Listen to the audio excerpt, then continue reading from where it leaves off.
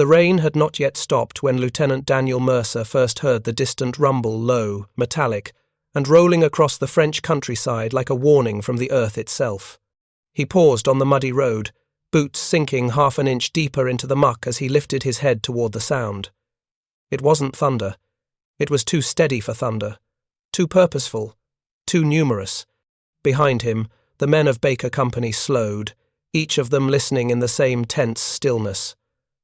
Corporal Ames wiped a hand across his rain-soaked face.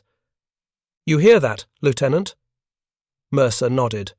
"Sherman's. A whole column." Ames whistled under his breath. "Should have known. Nobody else in the world makes that kind of noise." It was true. The U.S. had become a nation of metal and fire, churning out tanks faster than any battlefield could swallow them. 50,000 Shermans more than the Germans had ever believed remotely possible, more than even the Americans themselves had seemed capable of just a few years prior, when factories still made cars, washing machines, radios. Before we jump back in, tell us where you're tuning in from, and if this story touches you, make sure you're subscribed because tomorrow I've saved something extra special for you. But war had changed everything. American factories now beat like iron hearts, pumping out armor, engines, and hope. And now those hearts were sending reinforcements toward the front. Mercer allowed himself a thin breath of relief. They needed armor. They needed anything they could get. The German resistance along this sector had been growing more stubborn by the day, a cornered beast desperate enough to bite with everything it had left. His platoon had been chewed down to half its strength. Supplies had dwindled. Morale had thinned. The men were exhausted. They needed the Shermans. A far-off clatter of tracks grew louder, and the first tank appeared through the curtain of rain, its shape hulking and unmistakable. The turret turned slightly, scanning both sides of the road, even though every soldier present knew the danger here was minimal. Habit, training, fear none ever really left a tanker. The column halted with a final grinding hum. The commander of the lead Sherman popped out of the hatch, rain pelting his helmet. He squinted toward Mercer. "You, Baker Company," he called. "That's us," Mercer replied. "You the armor support we were promised?" "Yeah," the tanker said, then tapped the side of the turret with a gloved hand. 3 whole platoons of fresh tracks, straight from Normandy. Mercer almost laughed. Straight from a continent-wide inferno, and yet their arrival felt like a gift from heaven. A moment later, he heard another rumble, different this time, sharper, less thunder, more percussion, like giant drums beating the air apart. Mercer frowned. "What's that now?" "Destroyers," the tanker said, leaning down. "Off the coast. Heard they're firing for someone, further north. Those guns can spit 120 shells a minute. Japanese sailors used to say it sounded like the sky ripping open." Mercer thought of that, imagined the fury of those naval guns, steel arcs tearing across the ocean, raining death onto ships or shorelines. The idea of such firepower made the world feel bigger and smaller at once. Bigger, because the war stretched everywhere. Smaller, because even on this road in rural France, he could feel that distant violence echoing inward. Nothing in this war happens in isolation, he thought. The tanker climbed back into his hatch. "We're ordered to roll with you for the next advance. High Command wants this whole line pushed forward by dawn tomorrow. We're sweeping that village up ahead." "Bois du Rien," Ames chuckled humorlessly. "Nothing wood? Hell of a name." "Hell of a place," the tanker said. "Rumor is the Krauts dug in deep." Mercer didn't need rumors. He knew, with a bitter certainty, that any position left holding this long had to be fortified and dangerous. "We'll brief the men and move out in 5. He watched the tanker nod and disappear back inside. The tank's engine purred to life, a beast waking. Ames stepped beside him, lowering his voice. "Sir, we're really doing this tonight?" Mercer kept his eyes on the village hidden by the trees ahead, a place where smoke drifted faintly upward German cooking fires, or something worse. "We don't have a choice," he said. "If the brass thinks we can break through, then we push. That's how this war works." Ames rubbed his face again, smearing mud across his cheek. Just feels like every time we get a breather, the world tells us we used it wrong. Mercer placed a hand on the corporal's shoulder. Breathe when we've won. For now, let's keep moving. Night settled uneasily over the forest as Baker Company and the Sherman platoons advanced. The clouds had thickened, leaving only occasional slivers of moonlight to glint off tank hulls and rifles. The air smelled of pine and wet earth, almost peaceful, if one didn't know what lay ahead. Mercer walked at the front, guiding the lead Sherman with hand signals, though the tank's spotlight occasionally flickered on to illuminate difficult terrain. Every man stepped lightly, aware of the eerie quiet. Even the frogs and insects seemed to be holding their breath. Approaching the outskirts of Bois du Rien, they halted behind a fallen tree. Mercer crouched, pulling out binoculars.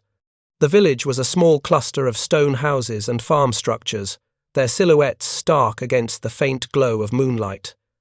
Chimneys puffed smoke. German shapes moved in windows. Their patrols are light, Ames whispered beside him. We might catch them off guard. No, Mercer murmured. Not light, just confident. They think we'll hit tomorrow, not tonight. And we're about to make them. Regret it, Ames said. Mercer wasn't so sure. Confidence, born of good masonry and machine guns, could turn into deadly surprise. He signaled for the tanks to spread out. The Shermans rumbled into position 3 along the left flank, 2 on the right, with infantry threading between them. The rain had slowed to a drizzle, enough to soften footsteps in the dirt. Through the binoculars, Mercer spotted it a flicker, then a flash. German muzzle fire. Incoming! He shouted. A second later, a burst of MG-42 fire tore across the clearing, sparks dancing off Sherman armor. The men dove for cover. The tanks shifted, turrets rotating with methodical menace. The first Sherman fired. The explosion lit the village, shaking the ground. A stone wall collapsed inward. German voices shouted. The night erupted. Mercer ran forward, shouting orders, his rifle raised.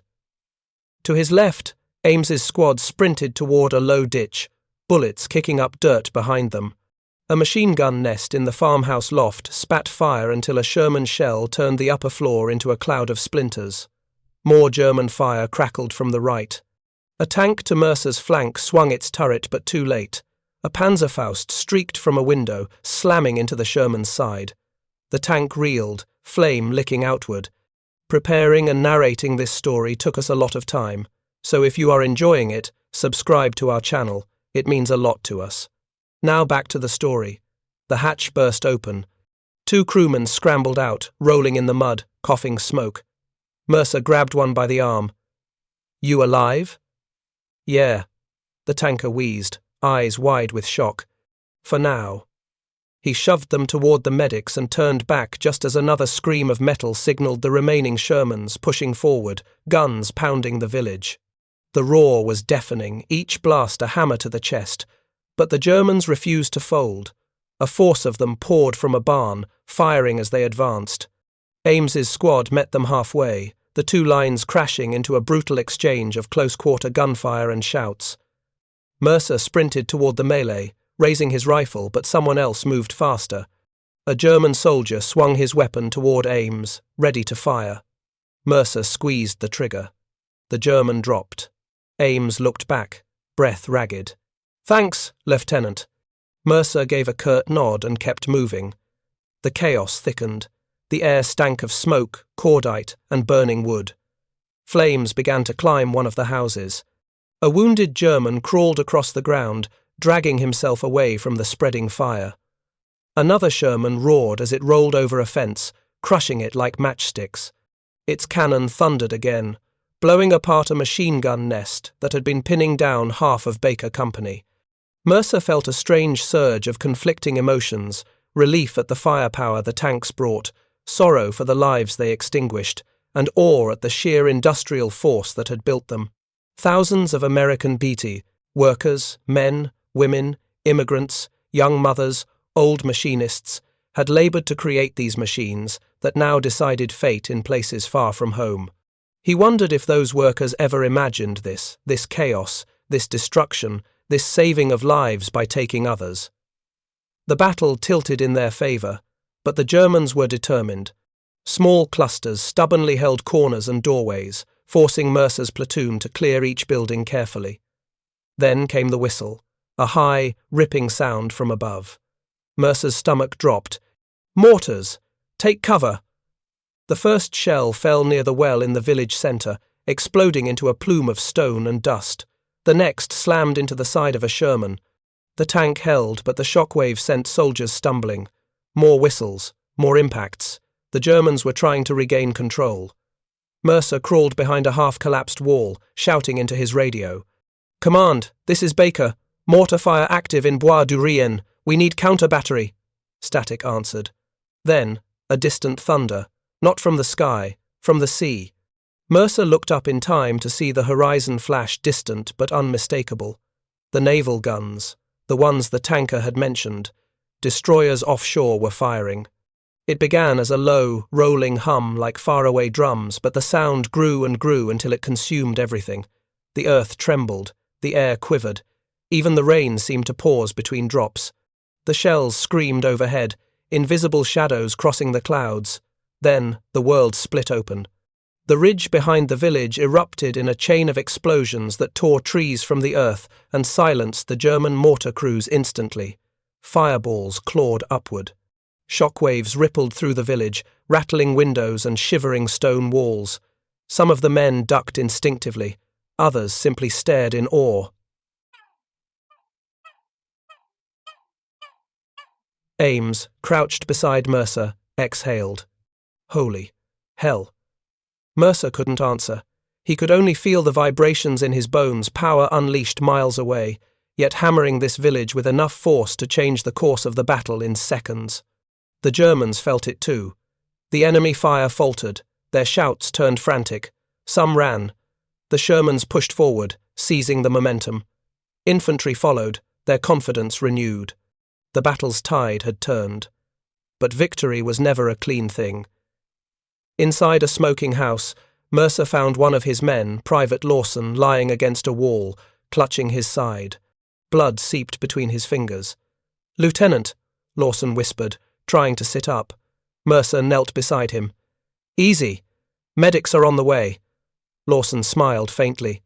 "Did we—" Mercer hesitated. Outside, the last gunfire bursts, crackled, then faded. "Yes," he said quietly. "We did." Lawson closed his eyes, leaning back. "Good. Good to hear." The medic arrived moments later, sliding beside Lawson and checking his pulse. Mercer waited, watching the medic's expression. After a heartbeat, the medic shook his head. Mercer bowed his head. Another name for the list. Another family receiving a telegram they would never forget. Night deepened around him as the fires dwindled, and Baker Company secured the last pockets of resistance. The Shermans parked in a rough line, engines cooling, their crews climbing out to stretch or collapse in the mud. The air felt strangely still. Ames approached, his face smeared with dirt and exhaustion. "We counted 27 Germans surrendering. A few tried to run, but the tanks caught them. We've got the whole place." Mercer nodded. "Good. Set up perimeter guards." No surprises. Ames hesitated, then looked toward the burning ridge. "Sir, those naval guns. I've never felt anything like that." Mercer followed his gaze. The distant flashes on the horizon had stopped. The thunder had passed. "Imagine being on the other end of that," Mercer said quietly. Japanese sailors said it sounded like the sky ripping open. Ames shivered. Terrifying. Mercer didn't respond. He couldn't shake the sense that tonight was only one stroke in a much larger picture. U.S. Industry forging metal giants, naval guns tearing apart coastlines, and young soldiers pushing through foreign villages under dark skies. A war machine built by millions, carried out by thousands, and survived by too few. And yet, despite everything, they kept moving. He looked around at his men, muddy, tired, bruised, but alive. For now. Tomorrow, they would push again. But tonight, they breathed. A mist drifted through the ruined streets as Mercer walked toward the center of the village. A small stone chapel stood there, its bell fractured, its doors cracked open. He stepped inside. The air was warm, lit by a single candle someone had left behind. A pew was broken. A stained glass window was shattered. The war had touched everything here. Mercer sat in the front row, elbows on his knees, and closed his eyes. The quiet pressed in gently, almost painfully. 50,000 Shermans, he thought. 120 shells per minute. The might of nations. But wars weren't won by machines alone. They were won by the men who had to walk into places like this. A door creaked behind him. Ames stepped in. "Didn't mean to interrupt," he said softly. Mercer shook his head. "You didn't." Ames sat beside him. For a moment, neither said anything. Finally, Ames sighed. This place was supposed to be nothing. Bois du Rien. But tonight felt like everything. Mercer nodded slowly.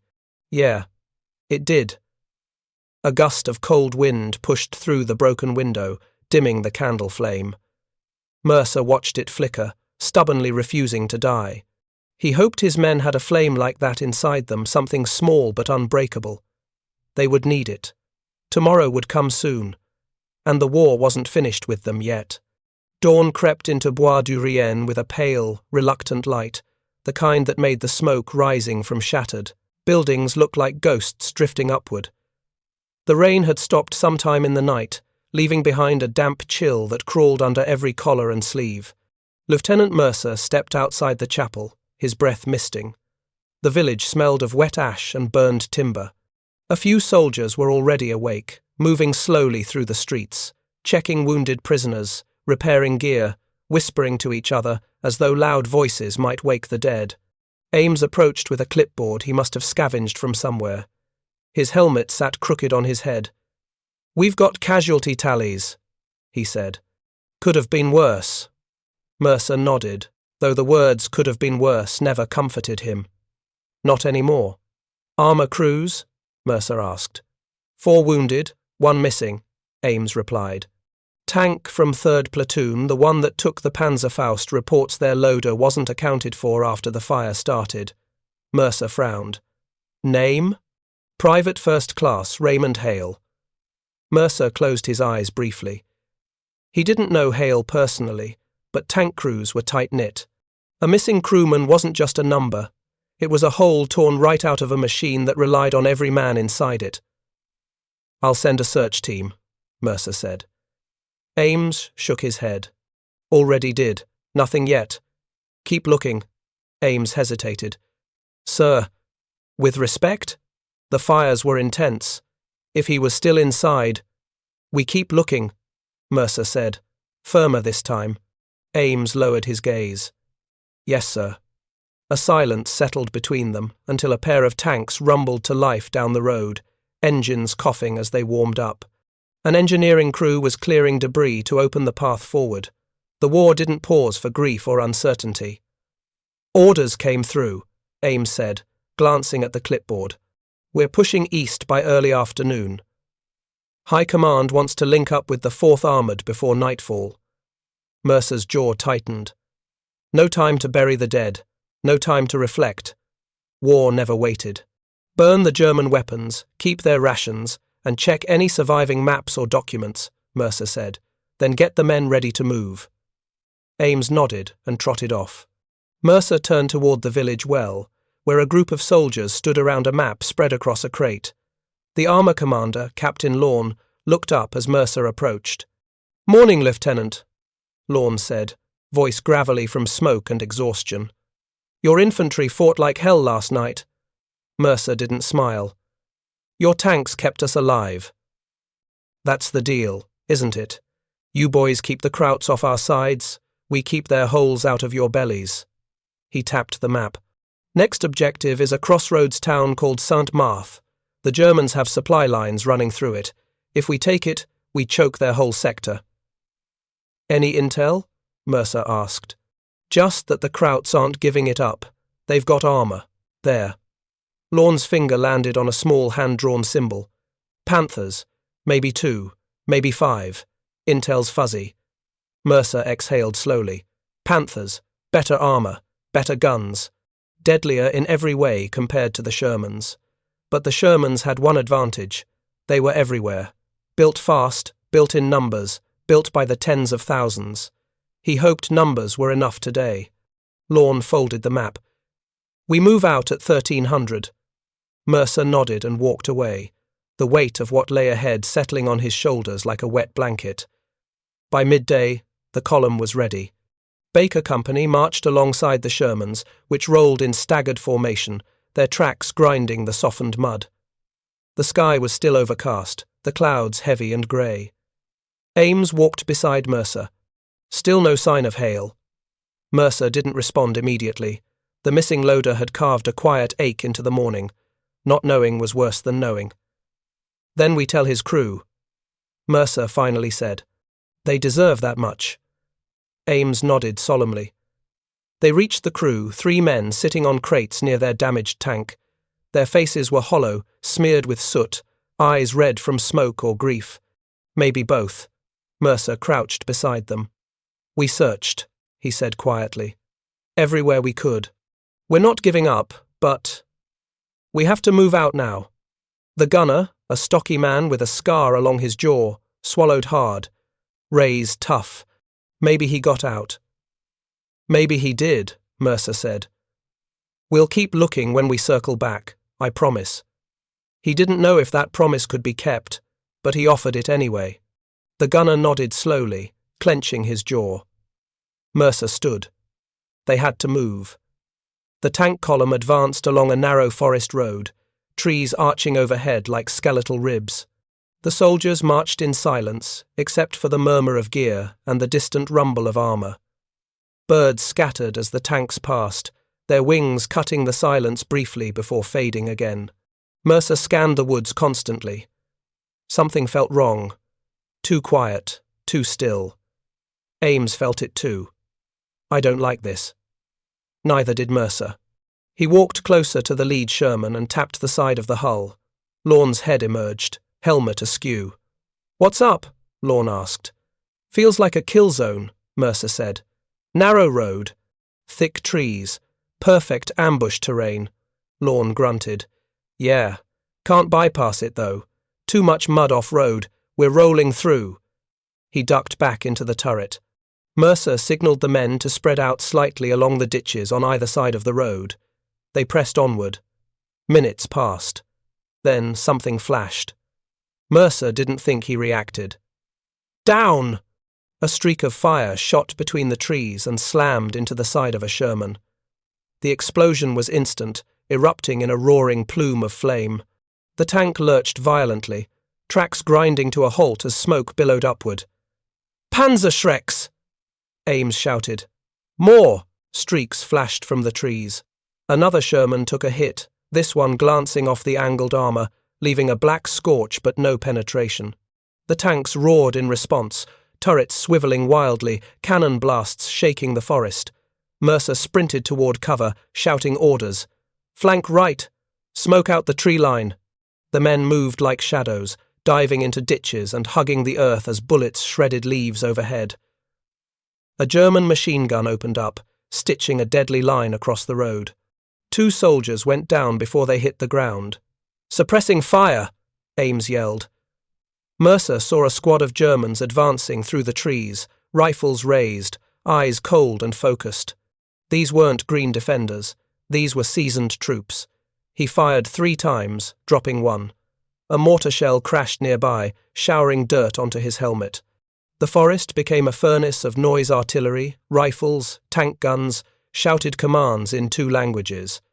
A Sherman backed up frantically, trying to angle its armor toward the incoming fire. Mercer watched a second Panzerschreck rocket streak toward it. He knew what would happen, knew there wasn't time, but instinct took over. He shoved Private Nolan aside just as the rocket slammed into the ground where the young soldier had been kneeling. The explosion flung Mercer backward, ears ringing, vision swimming, everything blurred. Shouts were distant, muffled. He blinked hard, trying to reorient. Smoke blurred the forest. Flames danced on spilled fuel. A Sherman's coaxial machine gun tore into the underbrush, cutting down 2 German soldiers trying to reload their launcher. A pair of his own men dragged Mercer to his feet. His legs shook, but he forced them steady. He grabbed his rifle. "Push right! Sweep them out!" The company surged forward. Grenades arced into enemy positions. Branches snapped underfoot. The Germans fought fiercely, but were slowly driven back. The remaining Shermans fired canister rounds, ripping apart choke points in the forest. And then suddenly, it was over. The last German retreated deeper into the woods, abandoning the ambush. 2 tank crews cheered as the final shots faded, but victory came at a price. 4 Shermans destroyed, 7 infantry killed, 12 wounded. Mercer stood in the smoking clearing, chest heaving, until he saw Ames limping toward him. His helmet had a fresh dent. "You good?" Ames asked. Mercer nodded. "You?" "Probably concussed," Ames said with a half grin. "But alive." Mercer surveyed the wreckage again. The ambush had been brutal, efficient, well planned. The Germans weren't just falling back, they were fighting like animals with their backs to a collapsing wall. "Lieutenant!" someone shouted. Mercer turned. It was the gunner from the missing loader's tank. He was holding something, a dog tag. Mercer's breath caught. The gunner's eyes shone with a grief he'd been holding back for hours. "We found him," the gunner whispered. "Ray. In the woods. Must have crawled away from the fire during the chaos. But he didn't. He didn't make it." Mercer lowered his head. The forest suddenly felt heavier. "I'm sorry," Mercer said quietly. The gunner nodded. "He was the best loader I ever had." Ames rested a hand on the man's shoulder. "He'll be honoured properly. We'll carry him home." But home felt very far away. Mercer and Ames crawled to the crest and stared down at the town. German armour waited below. At least 2 Panthers sat hull down near a church. Machine gun nests dotted the rooftops. Barbed wire stretched across the main road. Barricades choked every approach. Ames exhaled slowly. "This is gonna be ugly." Mercer didn't answer at first. He stared at the tanks, sleek, deadly silhouettes, and felt the weight of what tomorrow would bring. "They're expecting us," he finally said. "And we're gonna hit them anyway?" Ames asked. Mercer nodded. "We have to." He lowered his binoculars and looked toward his men, battered and exhausted but alive. Because of them, because of the Shermans, because of the destroyers, because of every worker back home who shaped steel into something that could save lives here. "We hit them at dawn," Mercer said quietly, "and we make them wish they never held this town." Ames nodded, determination stitching itself into his features. Night began to fall behind them, and the hardest battle yet waited below. Dawn came reluctantly, dragging itself over the ridge like a wounded animal. The first light was thin, pale, and cold, barely strong enough to carve shadows through the mist hanging above St. Marthe. Lieutenant Mercer stared at the town below. The enemy armour crouched behind rubble and barricades like steel predators waiting for prey. The Panthers hadn't moved through the night. They didn't need to. St. Marthe was a fortress. Ames crawled up beside him, breath visible in the frigid air. "Men are in position. Armour too. They're ready." Mercer nodded. Ready wasn't the same as safe, but nobody here expected safety anymore. A horn sounded quietly behind them, one of the Sherman captains giving the pre-battle signal. The tanks revved their engines in response, rumbling like a chorus of beasts preparing to charge. Mercer turned to face his men. Baker Company knelt or crouched in the brush, faces streaked with mud and determination. The night had given them little rest, but the fire in their eyes told Mercer the truth. They were still here, still fighting. He drew a breath. "Listen up." Every head lifted. St. Marthe is one of the last strong points before the German retreat line. They don't want to give it up, but they will. Because we're taking it from them. He scanned their faces. Young, older, scared, courageous, human. We've survived everything they've thrown at us. We've crossed villages they swore we'd never take. We pushed through woods where they tried to kill us in the dark. We're still standing, and today we finish what we started. Ames smirked. Hell of a speech, sir. Mercer ignored him and raised his arm. Let's move. The descent began in silence, except for the steady grind of tank tracks biting into the earth. The Shermans spread into a crescent formation, infantry moving between them like shadows. At 200 yards from St. Marthe, the world exploded. A panther fired first. Its shell streaked across the field and slammed into the lead Sherman, punching clean through the front armour and igniting the ammo rack in a single catastrophic blast. The tank erupted skyward, fire spewing from every hatch. "Contact!" Mercer screamed. "Move!" The Shermans answered immediately, rolling forward, their cannons booming in reply. Clouds of dirt blossomed around the Panther's defensive line as American shells crashed into barricades. Infantry sprinted after them. Machine gun fire erupted from the rooftops, long bursts of MG-42 rounds, stitching the ground a few feet from Mercer's boots. He dove into a ditch as bullets tore overhead like angry hornets. Ames slid beside him, panting. Jesus, we haven't even crossed the field. Mercer peeked up over the edge. A Sherman on the right flank was angling for a better shot at a Panther. The German turret swung toward it. "Move that tank!" Mercer shouted into the radio. "Right! Right!" Too late. The German cannon burst flashed. The Sherman's turret flew off in a spray of flame and shrapnel. "Ames!" Mercer shouted. "Smoke!" Ames already had the launcher shouldered. A grenade popped skyward, then blossomed into a thick cloud of white mist, drifting across the field. The Shermans rolled into the smoke curtain, using it as cover as they advanced. The American tanks fired blindly into the haze, their shells echoing through the valley. The Panthers fired back, trying to guess where the Shermans were. The infantry surged forward behind the armour. Mercer ran, boots pounding the earth, lungs burning. Machine guns crackled from the windows. German soldiers shouted orders in clipped tones. Tanks thundered through the smoke, blind giants locked in a deadly waltz. A Sherman burst through the far side of the cloud, its cannon aimed directly at a Panther. "Hit him!" the gunner screamed from inside. The Sherman fired first. The German tank's right track exploded, sending the Panther lurching sideways. Smoke billowed from its engine compartment, but its turret still moved, still aiming. "Take cover!" Mercer shouted. The Panther's cannon erupted. Its shell clipped the top of the Sherman's turret, shearing off the commander's periscope and sending metal shards flying. The American tank rocked violently, but kept moving. The loader inside shouted something triumphant, and the Sherman fired again.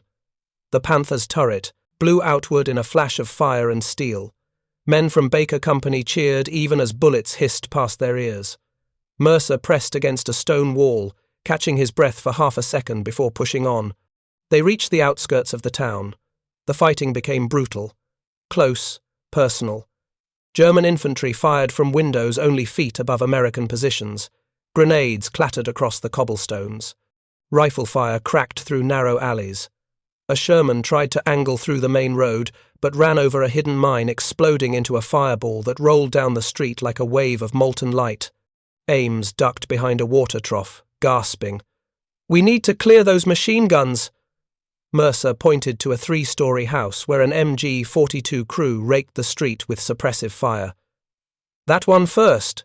2 squads bounded toward it. A loud crack answered sniper fire. Private Henderson dropped instantly, a neat hole above his eyebrow. "Sniper!" someone yelled. Mercer's stomach twisted. 3rd floor window, white curtain. A Sherman turned its turret, aimed, and fired point blank. The entire facade of the house blew outward in a roaring plume of dust and splintered stone. The MG-42 fell silent. The sniper didn't fire again. Mercer pushed forward with his men. Every building had to be cleared. Every corner had to be checked. The Germans fought stubbornly, their resolve hardened by desperation. They fired until they had nothing left to fire with. At one doorway, a German officer lunged at Mercer with a knife. Mercer parried with the butt of his rifle and wrestled the man to the ground. They grappled across broken glass and shattered wood. The officer snarled something in German, eyes wild. Mercer twisted the rifle and struck him across the jaw. The man fell limp. Mercer crouched, chest heaving, before pushing onward. There was no time to dwell, no time to think, only time to survive. The town centre was a fortress inside a fortress. The church sat at its heart, flanked by barricades of overturned wagons, sandbags, and debris. The second Panther loomed behind the barricade, its cannon angled toward the only approach. Mercer and Ames huddled behind a stone fountain with several men. "Second Panther is operational," Ames said. "We take that thing out, the town falls." Mercer scanned their surroundings. Shermans are down to 3 functional. One is out of ammo, one is damaged, one's too far left to get a clean shot. Ames's voice cracked slightly. "So we rush a Panther with rifles?" Mercer shook his head. "Not rifles." He pointed. A shattered wagon lay nearby, its load spilled across the cobblestone. Among the debris sat 2 abandoned German rockets, Panzerfausts. Ames saw them too. "Oh, hell no," he whispered. Mercer gave him a grim smile. "Lucky for us, it's not far." A burst of tank fire answered from the barricade as the Panther fired again, blowing apart a stack of rubble and sending shards, raining over the square. The ground shook. "We don't do this," Mercer said. "We lose the whole push." Ames stared at the rockets, then back at the Panther. "Fine," he muttered. "But if I die, I'm haunting you." "Get in line," Mercer said. They sprinted.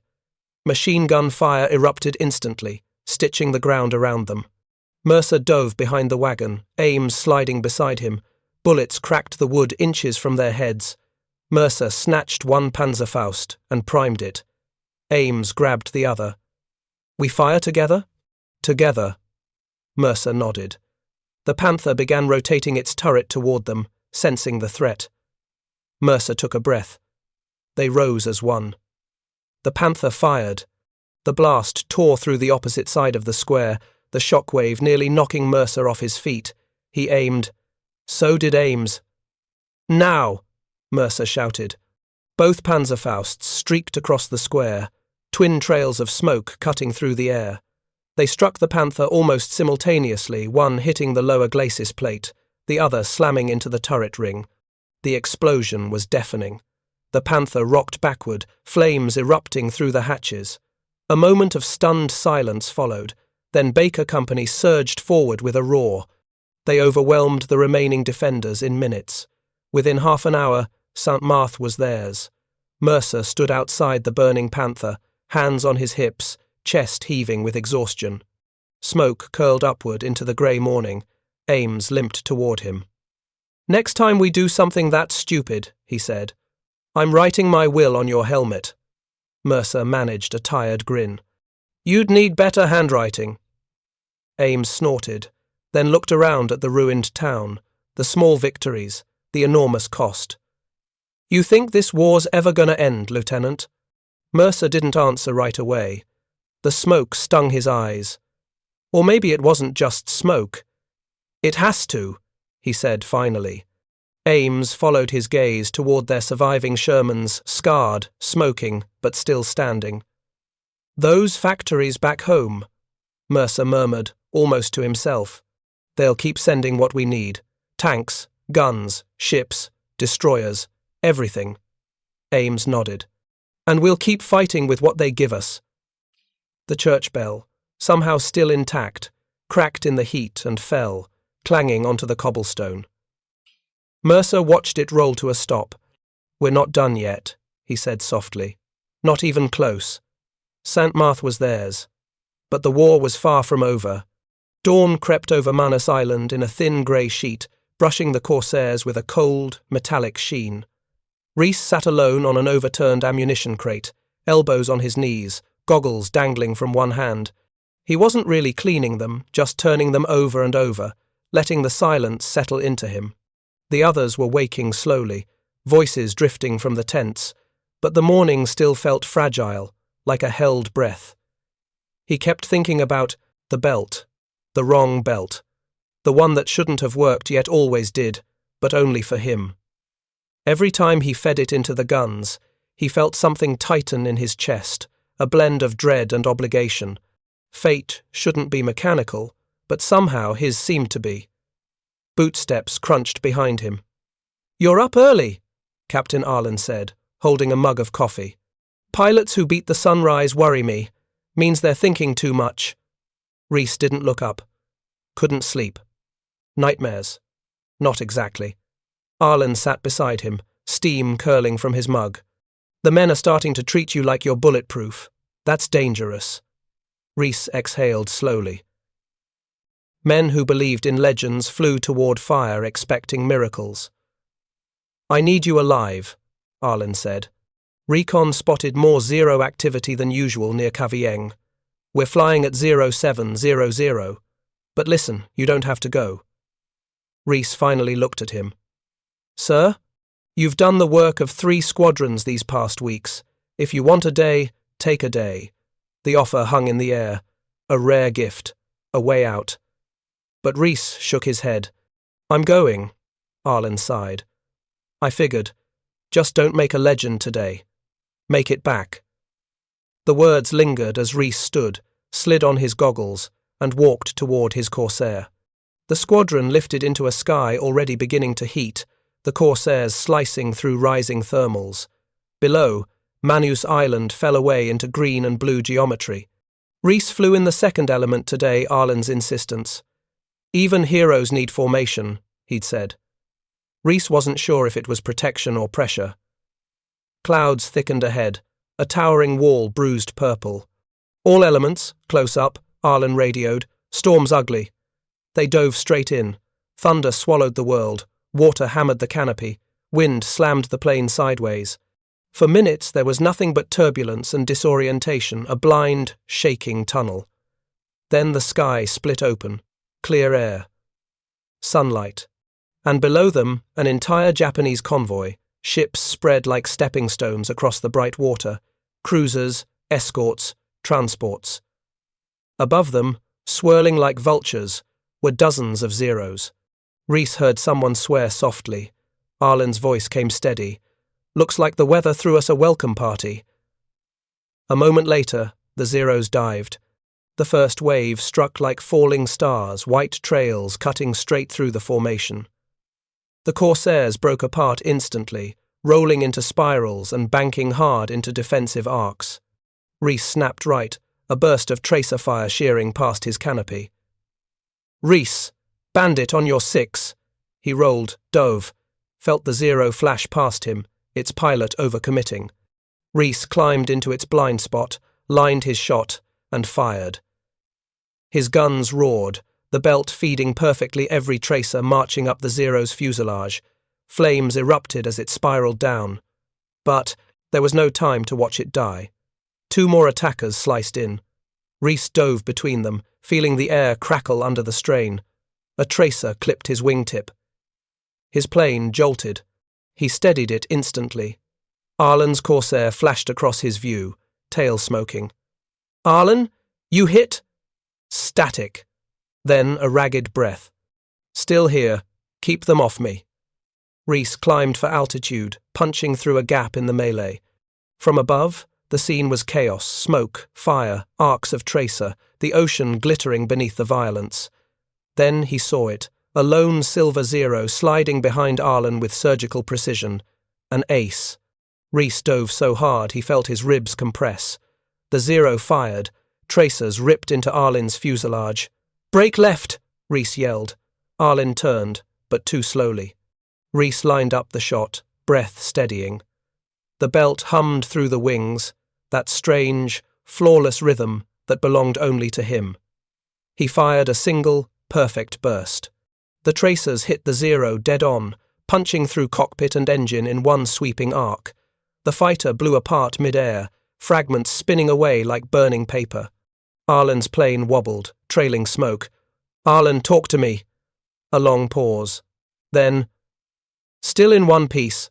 Thanks to you. Relief hit Reese with almost physical force.